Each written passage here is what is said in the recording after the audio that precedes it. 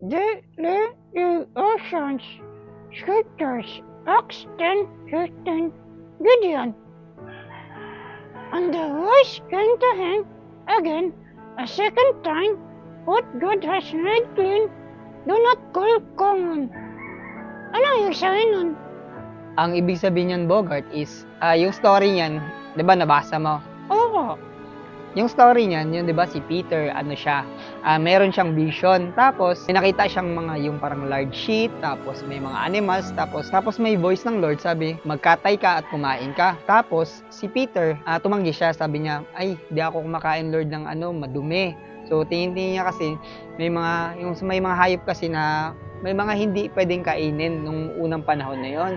Yung mga Old Testament, may mga hayop na pinagbabawal. Tapos, sinabi din ng Lord na wag mong tatawaging madumi ang mga bagay na nilinis na ng Lord. Sa context kasi dito, Bogart, so kung iisipin mo, may mga times na kinukonsider natin yung sarili natin, hanggang dito na lang ako, palamura ako, may bisyo ako, hanggang dito na lang ako. So, sabi dito ng Lord, dito sa Acts 10:15, kumbaga, nilinis na tayo ng Lord, we are already saved. Wag natin isipin na ganito na ako, kasi kumbaga na-realize ko nga, Bogart, na kapag once na ina-identify pa rin natin yung sarili natin na makasalanan or madumi or na ano pa rin, palamura or malaswa pa rin, so may tendency na babalik tayo. So kumbaga, yun yung naisip ko is power of thinking yun dito. It's the power of thinking. Kapag kina-consider natin na saved tayo, malinis at binihisan na ng Lord galing sa karumihan sa labas, we tend to be disciplined na wag na magpadumi ulit. So, ibig sabihin, para hindi maging madumi, dapat huwag mong isipin marami ka na. So, ibig sabihin dito, huwag mong consider yung sarili mo na madumi. Ibig sabihin, dapat isipin na malinis ka na para hindi ka na magkadumi ulit.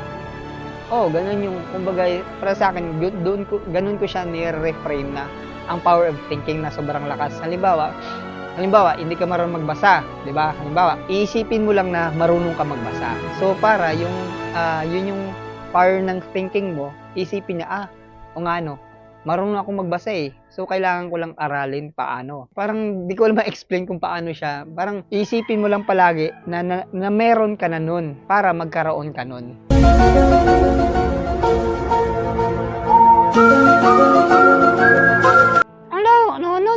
Paano ka magkaroon ng bagay na wala pa? Kasi ang faith kasi is ganun. Tinuturo 'di ba sa atin mag-pray?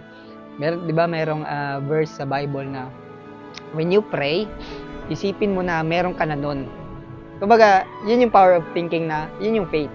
Na halimbawa, ako magpi-pray ako ng Lord, gusto ko ng may business, tapos yung business na yun may nagge-generate ng income. So isipin ko, habang pinagpipray ko yun, kiniklaim ko na yun. So yun yung power of thinking, and yun yung faith. Na kapag nagpipray ka, dapat kinukonsider mo na hawak mo na yun, kiniklaim mo na yun. So yun siya yung nagiging way mo para, okay, dahil saved na ako. Kumbaga sa context nito, ilagay natin sa context, saved na ako, malinis na ako, hindi na dapat ako magpadumi kahit nasa process ka pa lang ng inaayos mo yung sarili mo. Ang galing, no? Ganun wala dapat nag-isip.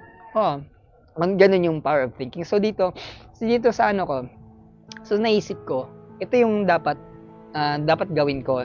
Ito, set our minds na nilinis na tayo ng Lord sa karumihan, kaya di na tayo dapat bumalik sa maduming environment. So yun yung naisip ko, na dapat siniset natin yung utak natin na malinis na ako.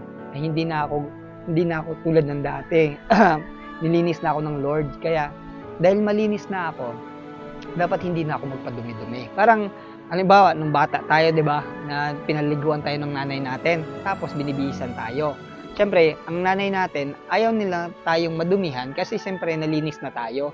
So ang gagawin natin, isipin natin, nilinis na ako ni mama, nilinis na ako binihisan niya na ako ni mama, dapat hindi na ako magdumi-dumi. Siyempre, nakakapagod ka yung nilinis ka na, tapos babalik ka ulit sa karumihan, di ba? Kaya nga.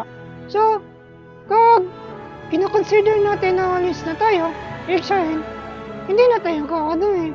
Oo, ganun talaga. Pag kinoconsider mo sarili mo na malinis ka na, at na-acknowledge mo na dati kang nasa karumihan ka, ibig sabihin, okay, malinis na ako kasi dati nilinis na ako. Tapos, dahil doon ako galing sa madumi, dapat hindi na ako babalik doon kasi madumi doon.